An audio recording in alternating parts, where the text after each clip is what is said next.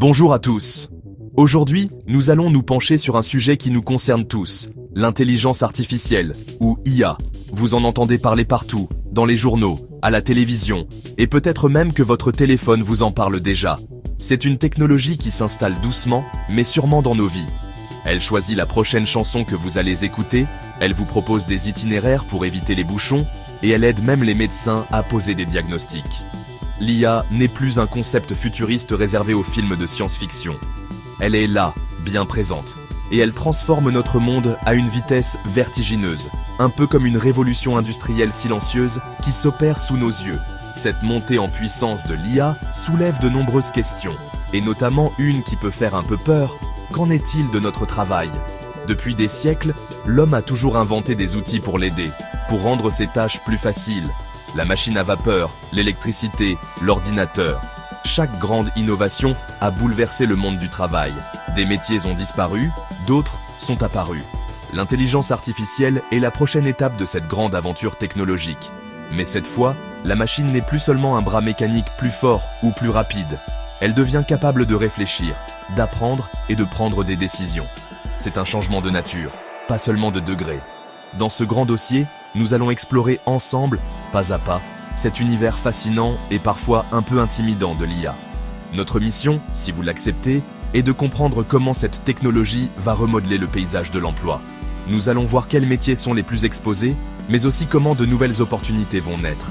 L'idée n'est pas d'avoir peur, mais de comprendre pour mieux s'adapter. Car comme pour toute grande transformation, la clé est dans la connaissance et l'anticipation. Alors, attachez vos ceintures, nous partons à la découverte du futur du travail. Un futur qui se dessine dès aujourd'hui. L'enjeu est de taille.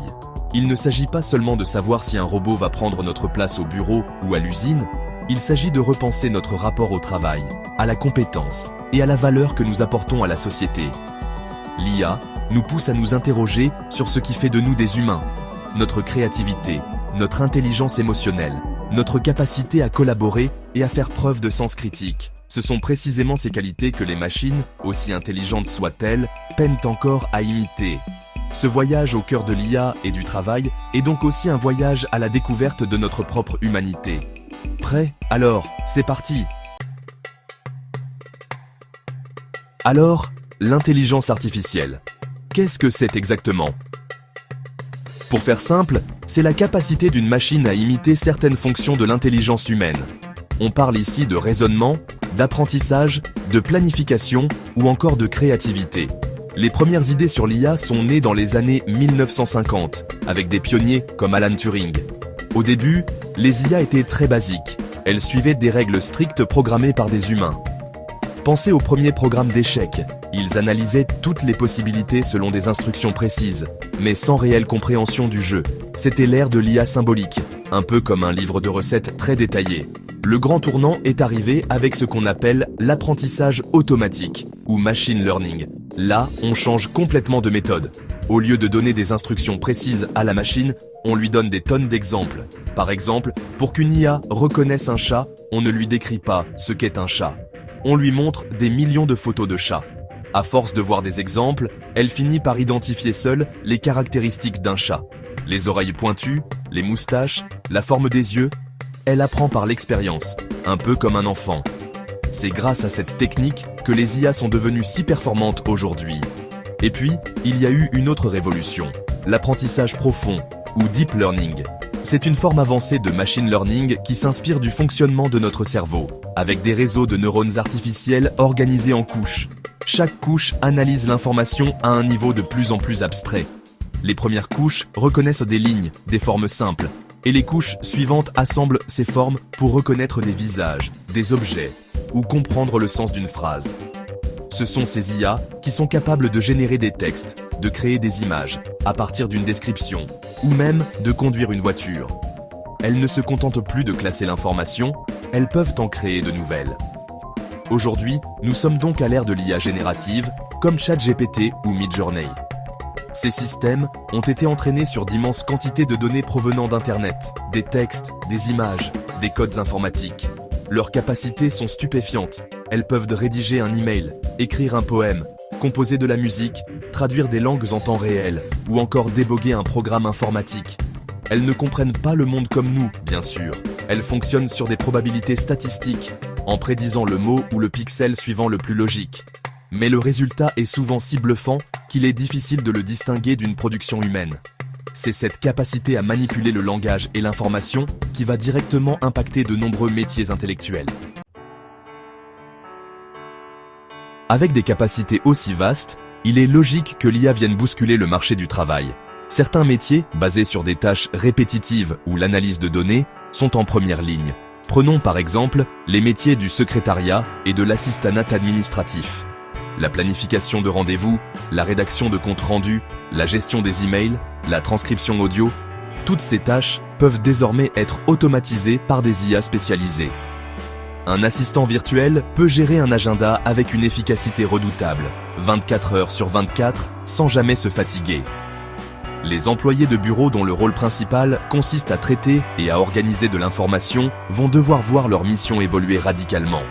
Le secteur de la finance et de la comptabilité est également très exposé. Les comptables qui passent leur journée à saisir des factures ou à vérifier des écritures verront ces tâches prises en charge par des logiciels intelligents. Ces derniers peuvent scanner des documents, extraire les informations pertinentes, les classer et même détecter des anomalies avec une précision surhumaine. De même, les analystes financiers qui élaborent des rapports en compilant des données de marché peuvent être assistés, voire remplacés, par des IA capables d'analyser des millions de points de données en quelques secondes pour identifier des tendances que l'œil humain n'aurait jamais pu déceler. Dans le domaine du service client, la transformation est déjà bien visible. Vous avez sans doute déjà interagi avec un chatbot sur un site internet. Ces agents conversationnels peuvent répondre aux questions les plus fréquentes, guider un client dans ses démarches ou résoudre des problèmes simples. Demain, ces IA seront encore plus performantes, capables de comprendre le contexte, de déceler l'émotion dans la voix d'un client et de fournir des réponses personnalisées. Les centres d'appel traditionnels, avec leurs centaines d'opérateurs répondant à des scripts, risquent de voir leurs effectifs fondre au profit de quelques superviseurs humains gérant une armée d'agents virtuels. Enfin, même des métiers que l'on pensait à l'abri, car créatifs ou intellectuels, sont touchés. Les traducteurs voient des outils comme Google Translate ou DeepL atteindre des niveaux de qualité impressionnants. Les graphistes peuvent désormais utiliser des IA pour générer des logos ou des illustrations en quelques secondes. Les rédacteurs et journalistes peuvent se faire aider par des IA pour trouver des informations, rédiger des articles factuels, comme des résultats sportifs ou des bilans financiers, ou optimiser leurs textes pour les moteurs de recherche. La question n'est plus de savoir si l'IA peut faire le travail, mais à quel point elle peut le faire de manière autonome. Pour bien comprendre l'impact de l'IA, il faut regarder de plus près comment elle s'insère dans le monde du travail. Le premier mécanisme, le plus direct, est l'automatisation des tâches. Il ne s'agit pas forcément de remplacer un métier entier d'un coup, mais plutôt de grignoter petit à petit les différentes missions qui le composent. Prenons un juriste. Une grande partie de son travail consiste à faire des recherches dans d'immenses bases de données de jurisprudence pour trouver des cas similaires. C'est une tâche longue et fastidieuse.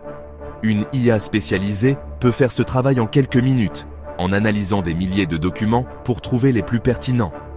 Le juriste n'est pas remplacé, mais la partie recherche de son travail est automatisée. Le deuxième mécanisme est ce que l'on pourrait appeler l'augmentation des capacités.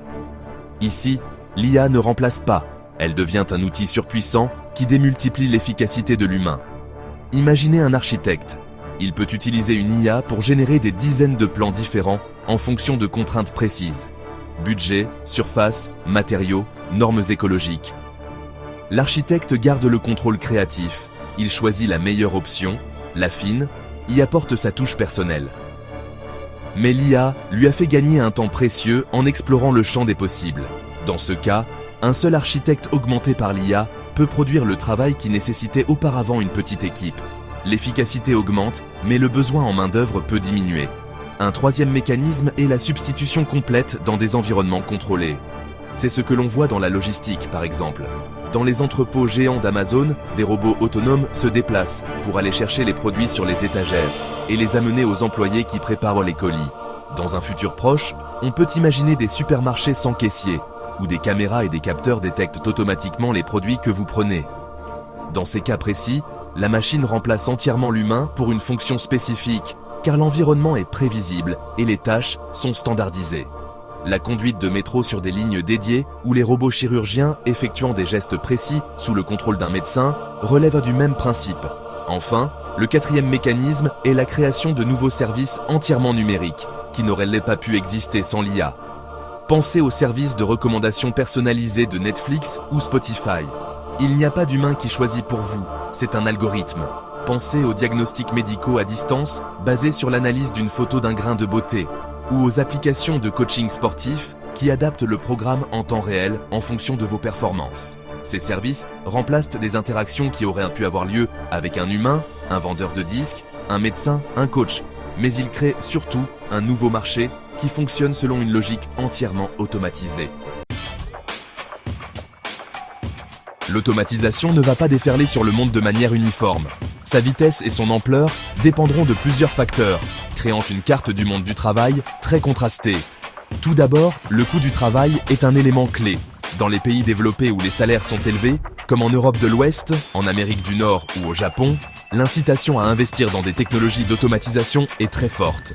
Remplacer une tâche humaine coûteuse par un logiciel ou un robot qui fonctionne en continu devient rapidement rentable. C'est pourquoi on y observe une adoption plus rapide de l'IA dans les secteurs des services, de la finance et de l'industrie de pointe. À l'inverse, dans de nombreux pays en développement où la main-d'œuvre est abondante et peu coûteuse, l'investissement dans des IA sophistiquées est moins justifié économiquement à court terme. Il peut être plus rentable de conserver des emplois humains, notamment dans l'agriculture, le textile ou l'assemblage. Cependant, cette situation pourrait être un piège. Ces pays risquent de perdre leur avantage comparatif si les nations riches relocalisent leur production grâce à une automatisation complète. Pourquoi fabriquer des t-shirts à l'autre bout du monde si un robot peut le faire sur place pour un coût équivalent sans les délais de transport? Le secteur d'activité est également un facteur déterminant. L'industrie manufacturière, notamment l'automobile, a déjà une longue histoire d'automatisation avec la robotique. L'IA ne fait qu'accélérer cette tendance. Les services, en particulier ceux qui manipulent de l'information, comme la banque, l'assurance ou l'administration, sont en pleine phase de transformation. En revanche, les métiers qui reposent sur l'interaction humaine complexe, l'empathie et le soin, comme les infirmiers, les aides à domicile, les enseignants de jeunes enfants ou les psychologues, seront automatisés beaucoup plus lentement. De même, les métiers manuels non répétitifs, comme plombier ou électricien, qui exigent de s'adapter à des environnements imprévisibles, sont pour l'instant difficiles à robotiser. Enfin, les politiques publiques et les cultures nationales jouent un rôle non négligeable. Des pays comme la Corée du Sud ou Singapour investissent massivement dans l'IA et l'éducation pour préparer leur population. En Europe, le débat est souvent plus centré sur la régulation et la protection sociale, ce qui pourrait ralentir l'adoption dans certains cas, mais peut-être la rendre plus juste et mieux acceptée. Aux États-Unis, une approche plus libérale favorise l'innovation rapide, au risque de creuser les inégalités. Le calendrier de cette transformation n'est donc pas écrit dans le marbre. Il sera le résultat d'un arbitrage complexe entre technologie, économie, politique et société. Si l'intelligence artificielle fait disparaître certaines tâches, elle en crée aussi de nouvelles, un peu comme l'automobile a créé les métiers de mécanicien de moniteur d'auto-école ou de pompiste. Le premier gisement d'emploi se situe logiquement autour de l'intelligence artificielle elle-même. Il faudra toujours plus d'ingénieurs en machine learning, de scientifiques des données ou data scientists pour concevoir et entraîner ces modèles. Il faudra aussi des spécialistes pour collecter, nettoyer et étiqueter les énormes quantités de données nécessaires à l'apprentissage des intelligences artificielles. C'est un travail méticuleux et essentiel qui crée déjà des emplois, parfois appelés travailleurs du clic. Ce sont en quelque sorte les petites mains qui apprennent aux machines à voir et à comprendre le monde. Au-delà de la technique pure, de nouveaux rôles d'interface entre l'homme et la machine apparaissent. On parle par exemple de dresseurs d'IA ou de prompt engineer. Leur rôle est d'apprendre à dialoguer avec les intelligences artificielles génératives, à leur poser les bonnes questions, les fameux prompts, pour obtenir les résultats les plus pertinents et créatifs. C'est un mélange de compétences techniques, de logique et de créativité. De même, des auditeurs d'algorithmes seront nécessaires pour vérifier que les intelligences artificielles ne sont pas biaisées, qu'elles sont équitables et transparentes dans leurs décisions. Ce sont les gardiens de l'éthique et de la fiabilité des systèmes que nous utilisons. l'intelligence artificielle va aussi transformer des métiers existants en y ajoutant une nouvelle dimension. Un médecin, par exemple, passera moins de temps à analyser des radios, une tâche où l'intelligence artificielle excelle, et plus de temps avec ses patients à expliquer les diagnostics, à discuter des traitements et à apporter un soutien psychologique. Son rôle évoluera vers celui d'un super diagnostiqueur augmenté par l'intelligence artificielle, mais dont la valeur ajoutée sera son empathie et son jugement. De même, un enseignant pourra utiliser l'intelligence artificielle pour créer des parcours d'apprentissage personnalisés pour chaque élève, lui permettant de se concentrer sur l'accompagnement, la motivation et le développement des compétences humaines, comme l'esprit critique. Enfin, la libération du temps de travail sur les tâches répétitives pourrait permettre de revaloriser des métiers centrés sur l'humain, la créativité et le bien-être. On peut imaginer un essor des métiers de l'artisanat, du coaching personnel, du soin de l'animation culturelle et sociale, ou encore de l'économie circulaire. Si l'intelligence artificielle s'occupe de l'optimisation et de la production de masse, les humains pourront se consacrer à ce que les machines ne savent pas faire. Créer du lien, prendre soin les uns des autres, inventer des expériences uniques et donner du sens à notre existence. L'avenir du travail n'est peut-être pas une absence de travail, mais un travail plus humain. Cette transition vers une économie dopée à l'intelligence artificielle ne se fera pas sans secousse. La conséquence la plus redoutée est bien sûr une augmentation du chômage, du moins à court et moyen terme. Si les destructions d'emplois dans les secteurs automatisables sont plus rapides que les créations de nouveaux postes, une période de chômage technologique est à prévoir. Cela pourrait toucher en priorité les travailleurs les moins qualifiés, dont les tâches sont plus facilement standardisables, mais aussi une partie des classes moyennes, dont les métiers administratifs et intellectuels sont maintenant à portée des intelligences artificielles génératives. Ce phénomène risque de creuser les inégalités entre ceux qui maîtrisent ces nouvelles technologies et les autres. Face à ce défi, la formation devient l'enjeu central. Le système éducatif et la formation continue doivent être repensés en profondeur. Il ne s'agira plus d'apprendre un métier pour la vie, mais d'apprendre, à se réinventer et à acquérir de nouvelles compétences tout au long de sa carrière.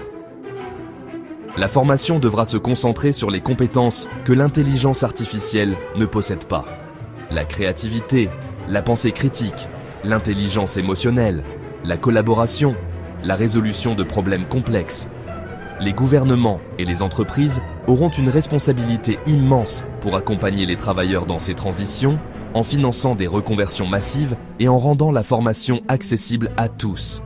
Le modèle même de notre protection sociale, largement basé sur les cotisations prélevées sur le travail, pourrait être remis en question.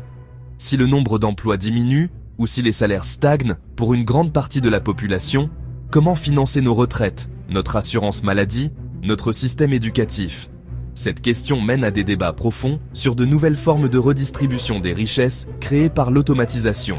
Certains proposent de taxer les robots ou les gains de productivité liés à l'intelligence artificielle. D'autres évoquent l'idée d'un revenu universel de base qui garantirait à chaque citoyen un filet de sécurité, découplé de l'emploi.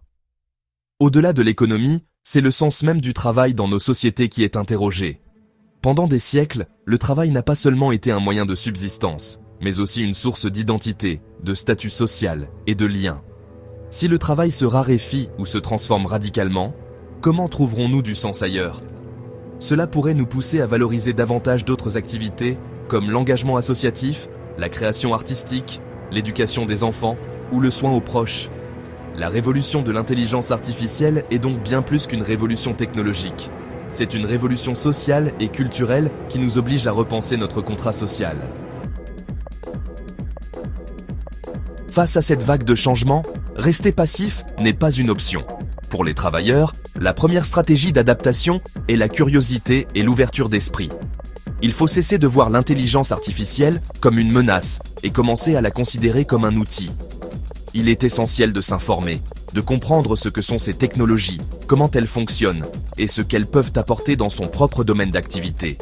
Il ne s'agit pas de devenir un expert en codage, mais de développer une culture numérique de base. Jouer avec des outils comme ChatGPT, essayer des générateurs d'images, suivre des formations en ligne gratuites sont des premiers pas accessibles à tous pour démystifier l'intelligence artificielle. La deuxième stratégie est de se concentrer sur le développement des compétences humaines ou soft skills. Puisque les machines excellent dans les tâches techniques et répétitives, notre valeur ajoutée se déplacera vers ce qu'elles ne peuvent pas faire. Apprenez à mieux communiquer, à collaborer en équipe, à faire preuve d'empathie, à gérer des projets complexes, à résoudre des problèmes de manière créative et à exercer votre esprit critique. Ces compétences sont transversales et seront précieuses dans n'importe quel métier de demain. Participer à des projets, s'engager dans des associations, prendre des responsabilités sont d'excellents moyens de les développer. La troisième stratégie est l'apprentissage continu. La notion de carrière linéaire où l'on apprend un métier à 20 ans pour l'exercer jusqu'à la retraite est révolue. Il faut adopter une mentalité de mise à jour permanente. Cela peut passer par des formations courtes pour acquérir une compétence technique spécifique. Par exemple, apprendre à utiliser un nouveau logiciel d'intelligence artificielle dans son secteur. Par une reconversion plus profonde vers un métier d'avenir. Ou simplement par une veille constante sur les évolutions de sa profession. Les entreprises ont un rôle à jouer en encourageant et finançant cette formation. Mais l'initiative doit aussi venir de chaque individu. Enfin, une quatrième stratégie est de développer sa capacité d'adaptation et sa résilience. Le monde du travail de demain sera probablement plus fragmenté, avec des carrières faites de multiples expériences, de missions en freelance, de périodes de formation et de projets variés. Il faut apprendre à naviguer dans cette incertitude, à construire son propre parcours professionnel et à savoir se vendre non pas sur un titre de poste, mais sur un portefeuille de compétences. Cultiver son réseau professionnel, développer une expertise de niche ou même créer sa propre activité sont autant de manières de reprendre le contrôle de sa trajectoire et de transformer le changement en opportunité. La disparition de certains métiers et la transformation du travail ne sont pas que des questions techniques ou économiques. Elles soulèvent de profondes questions éthiques qui nous concernent tous en tant que société. La première interrogation porte sur la dignité humaine. Si des pans entiers de l'activité humaine, y compris intellectuelle et créative, peuvent être reproduits par des machines, quelle est la valeur unique de l'effort humain?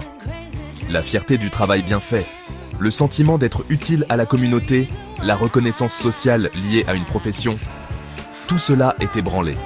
Nous devons veiller à ce que la transition technologique ne dévalorise pas l'individu et ne le réduise pas à une simple ressource devenue obsolète. Une autre question éthique cruciale est celle de la justice et de l'équité. Qui va bénéficier des gains de productivité immenses générés par l'intelligence artificielle? Seront-ils concentrés dans les mains de quelques géants de la technologie et de leurs actionnaires, ou seront-ils partagés équitablement au sein de la société?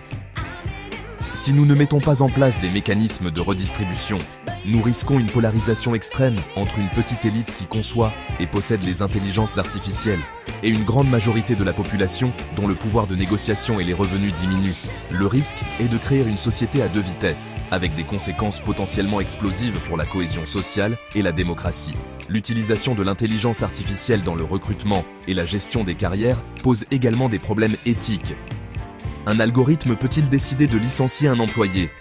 Peut-on confier à une machine le soin de trier des CV, au risque de reproduire et d'amplifier les biais de genre, d'origine, d'âge, présents dans les données sur lesquelles elle a été entraînée? La surveillance des employés par des outils d'intelligence artificielle qui analysent leur productivité en temps réel soulève aussi des questions sur le respect de la vie privée et la pression psychologique. Il est impératif de fixer des garde-fous, des lois et des chartes éthiques pour que l'intelligence artificielle reste un outil au service de l'humain et non un instrument de contrôle déshumanisant. En conclusion de notre exploration, il est clair que l'intelligence artificielle est bien plus qu'une simple innovation. C'est un véritable changement de paradigme qui nous force à repenser notre rapport au travail, à la valeur et à la société. Plutôt que de subir cette transformation, nous avons l'opportunité de la piloter, en investissant massivement dans l'éducation et la formation continue, en nous concentrant sur nos compétences purement humaines et en engageant un débat démocratique sur les questions éthiques et la redistribution des richesses, nous pouvons construire un avenir où l'intelligence artificielle libère notre potentiel. Un futur où la technologie nous permet de nous consacrer à des tâches plus créatives, plus sociales et plus riches de sens. Le défi est immense, mais l'aventure ne fait que commencer. Et, comme toujours, la meilleure façon de prédire l'avenir, c'est de le créer ensemble.